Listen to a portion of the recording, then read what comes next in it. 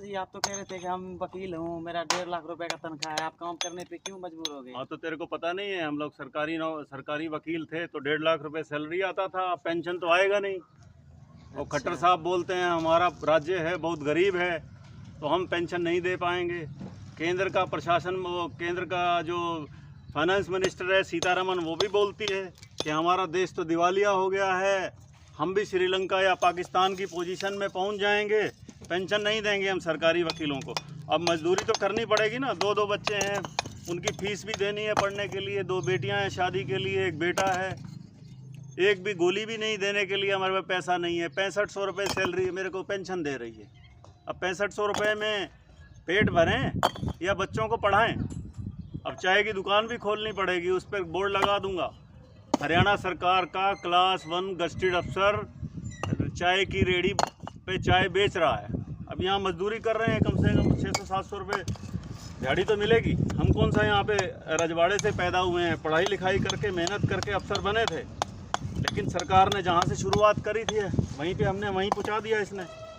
और ये बीजेपी की सरकार जो है ये सिर्फ पूंजीपतियों के खाते भरने के लिए है।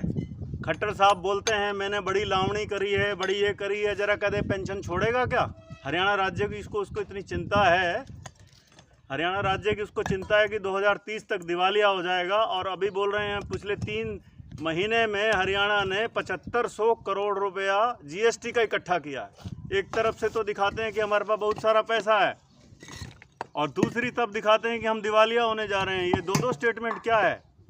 एमपी को, एमएलए को 4-4 बार की पेंशन, और हमने अपनी सारी ज़िंदगी दे दी 58 साल तक सरकार को, एक पेंशन देने में भी उसका दिवालिया होने पे आ जाएगी। ये बीजेपी के नए कंसेप्ट आ गए हैं, सिर्फ बेवकूफ़ बना रही है देश की जनता को। और दोबारा अब लोगों सचेत हो जाओ, वोट की चोट दे दो इनको। जब तक वोट की चोट नहीं दोगे तो ये सुधरेंगे नहीं। कांग्रेस तो इससे लाख दर्जे अच्छे है, कम से कम मुलाजिमों के ऊपर उन्होंने अपना हथौड़ा तो नहीं चलाया। अपनी तिजोरियां भर लो और देश के नागरिकों को कर दो कमज़ोर।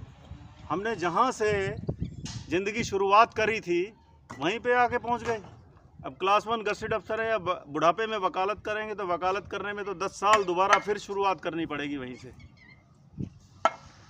6500 रुपये में अगर मैं बीमार हो गया तो इन्होंने आयुष्मान में भी नहीं आएंगे हम तो, पीले कार्ड भी नहीं बनेंगे हमारे, तो हम कहाँ जाएं?